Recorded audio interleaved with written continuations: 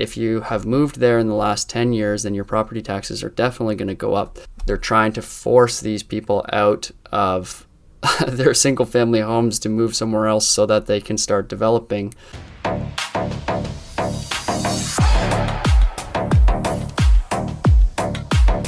So BC has decided to make some pretty staggering changes to single family home lots, specifically with single family home lots that are in direct line with transit. Basically what they want to do is they're trying to create more housing and more housing opportunities for people, because as you know, we have a housing crisis here in BC, specifically in Vancouver.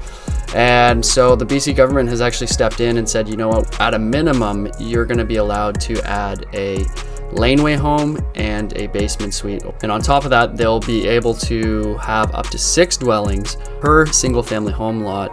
There's a lot of restrictions right now, especially with rezoning and the time it takes to get your permits approved. You can imagine if you were a single family home lot, if you owned a single family home lot, now all of a sudden you can have 2 extra dwellings of income to help support your mortgage while giving 2 families a place to live. So that is the idea behind this whole thing.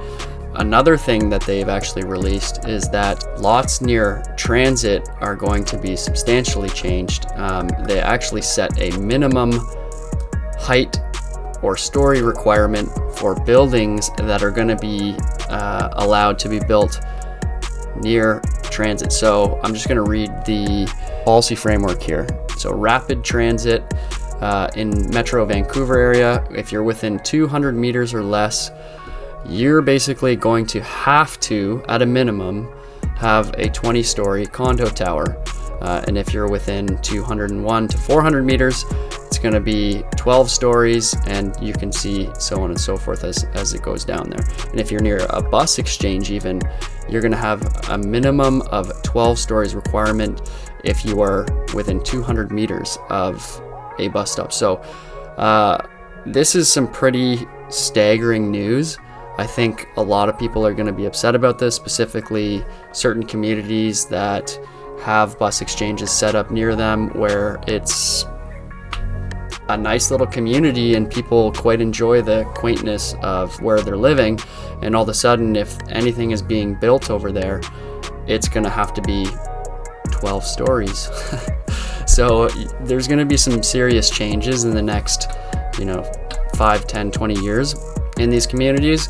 But at the same time, we have a housing affordability problem. If you have a single family home near transit and you're wondering how this affects you, well, first of all, you've made some money overnight, which is kind of nice.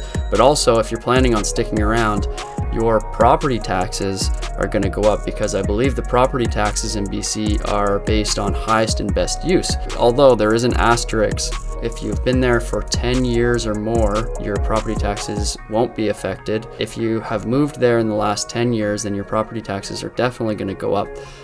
They're trying to force these people out of their single family homes to move somewhere else so that they can start developing.